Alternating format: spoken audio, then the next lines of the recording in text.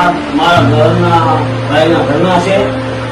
જે તે વખતે દવા પીધી ત્યારે બે હોશમાં ડોક્ટર મરી ગયા ગોળે જતા, પણ પોરો હોસ્પિટલમાં લાવ્યા, વેન્ટિલેટર ઉપર લીધા, ત્યાંથી આઈસીયુમાં લઈ ગયા. ધીરે ધીરે બહુ સારું થઈ ગયું. નસબેનો ડોક્ટર અમારા સાહેબ અમારા બાપુના મિત્ર છે. હિતેશ બાપુના મિત્ર છે. બહુ સારી સારવાર કરી અને અમારા નવો અવતાર આપ્યો. આભાર તમારો. વેન્ટિલેટર ઉપર રાખેલું હતું. એઝ અ નર્સિંગ સ્ટાફ તરીકે અમને પેશન્ટને એસેપ્ટિક રીતે કઈ રીતે સક્ષમ કરવું, બ્રેક કેર કરી, ઓરલ કેર કરી, પોલીસ કેર કરી અને ઇન્ફેક્શનથી બચાવેલે છે. આજે તેની કન્ડિશન સ્થિતિ સારી છે એટલે રજા આપીએ છીએ.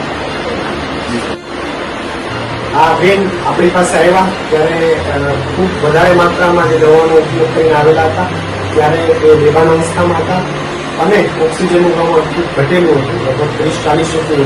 તરત એને શ્વાસ લે, કૃત્રિમ શ્વાસ લે, જેને વેન્ટિલેટર કહેવાય છે, એ ઉપર લીધા.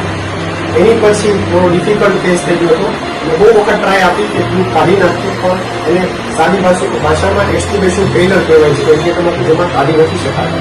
એટલે તરત અમારી ટીમ, ડોક્ટર ભુવા સાહેબની ટીમ, અમારા મેડિકલ ઓફિસર અને સ્ટાફની મદદથી અમે ટ્રેક્યોસ્ટોમી કરી, જેમાં ગળામાં ગળી નાખતા હોઈએ છીએ. ટ્રેક્યોસ્ટોમી પછી પેશન્ટને સારું થયું. ધીરે ધીરે નીચે સાદા રૂમમાં અમે લીધા. 3-4 દિવસ નર્સિંગવાળાએ અમારી ટીમે બધાએ ખૂબ સારી રીતે કેર કરી.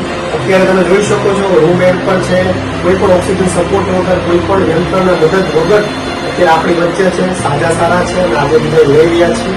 ત્યારે હું હિતેશ મહારાજને તેમજ દીકરા સમગ્ર પરિવારને શુભેચ્છા પાઠવું છું. તમારી દીકરીને ફરીથી જીવત કરી એમાં હિતેશ બાપુના આશીર્વાદ છે.